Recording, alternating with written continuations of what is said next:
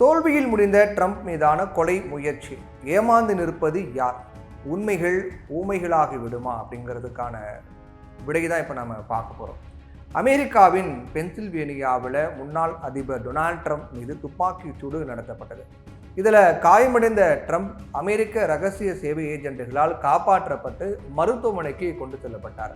இப்போ மருத்துவமனையில் அனுமதிக்கப்பட்டிருக்கூடிய Donald Trump முழு உடல் நலத்தோடு இருக்கிறார் அப்படின்னு தகவல் தெரிவிக்கப்பட்டிருக்கு. இந்த துப்பாக்கி சூட்டில் பிரச்சார பொதுக்கூட்டத்தில் பங்கேற்றிருந்த பார்வையாளர் ஒருவர் பலியானதோட 2 பேர் படுகாயமடைந்திருக்கிறதா அமெரிக்க அரசு தெரிவிச்சிருக்காங்க. துப்பாக்கி சூடு நடத்திய 20 வயது இளைஞரான தாமஸ் மேத்யூ க்ரூஸ் அமெரிக்க ரகசிய சேவை ஏஜென்ட்டுகளால் சம்பவ இடத்திலேயே சுட்டுக் கொல்லப்பட்டதாக அதிகாரிகள் தெரிவித்தாங்க. அந்த நபர் அடையாள அட்டையை வைத்திருக்கல அப்படிங்கிறதால புலனாய்வு அதிகாரிகள் அவரை அடையாளம் காண டிஎன்ஏவை பயன்படுத்தினாங்க அப்படின்னும் FBI தெரிவிச்சிருக்கு. பென்சில்வேனியாவில் இருக்கக்கூடிய பெத்தல் பார்க் பகுதியை சேர்ந்தவர். இந்த பகுதி ட்ரம்ப் கொலை முயற்சி நடந்த இடமான பட்லர்ல இருந்து சுமார் 70 கிலோமீட்டர் தொலைவில் அமைந்திருக்கு.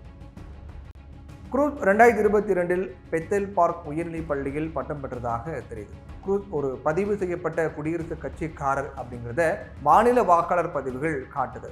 ஆனால் அவர் 2021 ஜனநாயக கட்சியினுடைய பிரச்சார குழுவான ACT ப்ளூ அமைப்புக்கு $15 நன்கொடையாக வழங்கியிருக்கார் அப்படின்னும் அமெரிக்க ஊடகங்களில் தகவல் வெளியாக இருக்கு.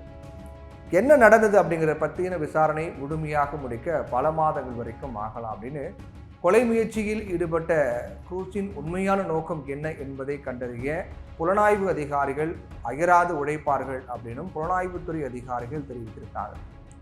க்ரூஸை பொறுத்த வரைக்கும் இதுவரை ரவுடிகள் பட்டியலையோ அப்படி இல்லாட்டி அமெரிக்க மத்திய புலனாய்வுத்துறையான FBIயினுடைய கண்காணிப்பு பட்டியலையோ இருப்பவர் கிடையாது அப்படின்னும் தெரிவித்திருக்காங்க புலனாய்வுத்துறை அதிகாரிகள். அமெரிக்க பிரதிநிதிகள் அவையினுடைய முதன்மை விசாரணை அமைப்பான மேற்பார்வை குழு முன்பு வரும் 22ஆம் தேதி ஆஜராகி இதை பற்றி சாட்சியம் அளிக்குமாறு ரகசிய சேவை முகமையினுடைய இயக்குனர் கிம்பர்லி சீட்டிக்கு சம்மன் அனுப்பப்பட்டு இருக்கு. அமெரிக்காவினுடைய அதிபர் மற்றும் முன்னாள் அதிபர்களுக்கு சீக்ரெட் சர்வீஸ் என்கிற அமைப்பு பாதுகாப்பு வழங்கிட்டு வராங்க. இப்படி ஆயினும் நவம்பர் மாதம் நடைபெறவிருக்கிற அமெரிக்க தேர்தலுக்கு முன் இந்த கொலை முயற்சியின் உண்மையான பின்னணி வெளியாகாது அப்படின்னு புலனாய்வுத்துறை அதிகாரிகள் சொன்ன தகவலிருந்து யூகிக்க முடியுது. தேர்தல் முடிஞ்ச பிறகும் கூட உண்மையான பின்னணி வெளிவருமா அப்படிங்கிறது சந்தேகம்தான். ஏன்னா ஆபிரகாம் லிங்கன் முதல் ஜான் கென்னடி வரை அமெரிக்க அதிபர்கள் சுட்டுக் கொல்லப்பட்ட வழக்கில் இதுவரைக்கும் உண்மையான காரணம் வெளியாகவே இல்லை. மர்மமாகவே முடிஞ்சிருக்கு. கொலையாளிகளும் அதனுடன் தொடர்பு கொண்டவர்கள் அப்படின்னு கைது செய்யப்பட்டவர்களும் தொடர்ச்சியாக மர்மமான முறையில் கொல்லப்பட்டது தவிர வேறு எதுவும் நடக்கலை. அமெரிக்க அதிபர் தேர்தலில் ட்ரம்ப்பை எதிர்த்து போட்டியிடக்கூடிய ஜோ பைடன் போட்டியில் இருந்து விலகணும் அப்படின்னு அவருடைய சொந்த கட்சியான ஜனநாயக கட்சிக்குள்ளேயே குரல்கள் எழுந்து வருது. கருத்து கணிப்புகளையும் பைடன் மீதான அதிருப்தி கொஞ்சம் அதிகமாகவே இருக்கு. 81 வயதாகும் பைடன் அமெரிக்காவை வழிநடத்தக்கூடிய அளவுக்கு ஃபிட்டா இல்லை அப்படிங்கிறதே பலருடைய விமர்சனமாக இருக்கு. அதிலையும் கடந்த மாதம் ட்ரம்ப் பைடன் இடையே நடந்த விவாதம் பைடன் இமேஜை முற்றிலுமாக காலி பண்ணிச்சு. இந்த விவாதத்திற்கு பின்னரே பைடன் உடல்நிலை குறித்து பல்வேறு கேள்விகள் எழுந்துச்சு. சொந்த கட்சியினரே பைடன் மீதான நம்பிக்கையை இழக்க தொடங்கிட்டாங்க.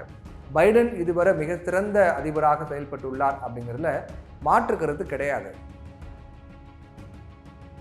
ஆனால் அவர் இந்த முறை அதிபர் தேர்தலில் போட்டியிட்டால் வெல்வது கொஞ்சம் கடினம் அப்படிங்கிறது ஜனநாயக கட்சியினுடைய கருத்தாக இருக்கு. ட்ரம்ப் திரும்பவும் அதிபரானார் அது அமெரிக்காவுக்கு பேரழிவை தரும் அப்படின்னு சொல்லக்கூடியவங்க அதிபர் தேர்தலில் கடும் போட்டி தர வேண்டும் அப்படின்னா பைடன் ரேஸ்லேருந்து விலகணும் அப்படின்னு பலரும் அவங்க கட்சியை சேர்ந்தவங்களே சொல்லிட்டு வராங்க.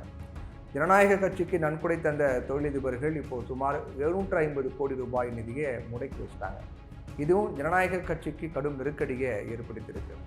இந்நிலையில் குடியரசுக் கட்சியினுடைய பிரதிநிதி மைக் காலின்ஸ் படுகொலையை தூண்டியதாக பைடன் மீது குற்றம் சாட்டி அதிர்ச்சி கொடுத்திருக்கார். ஆனால் ட்ரம்ப் மீதான கொலை முயற்சி நாடகம் அப்படிங்கிற ஒரு கருத்தும் இருக்கு. பைடனுடைய வெற்றி வாய்ப்பை முழுமையாக தடுக்கவே இந்த நாடகம் நடத்தப்பட்டதாகவும் சொல்லப்படுது. ஆனால் ட்ரம்ப் அதிபரானால் அமெரிக்கா பேரழிவை சந்திக்கும் என்கிற அச்சமே கொலை முயற்சிக்கு காரணம் அப்படின்னு ஒரு தரப்பில் கருத்து முன்வைக்கப்படுது. இந்த கொலை முயற்சியில் ஏமாந்தது பைடனா, அமெரிக்க உளவுத்துறையா அல்லது ட்ரம்ப்பா அப்படிங்கிறது தான் மர்ம முடிச்சுகளாக இருக்கு. எப்படியா இருந்தாலும் ஏதோ ஒரு வகையில் இந்த கொலை முயற்சி திசை திருப்பப்பட்டு மூடி மறைக்கப்பட்டு விடும் அப்படிங்கிறதா அமெரிக்காவினுடைய கடந்த கால வரலாறு அப்படிங்கிறாங்க உலக அரசியல் ஆய்வாளர்கள்.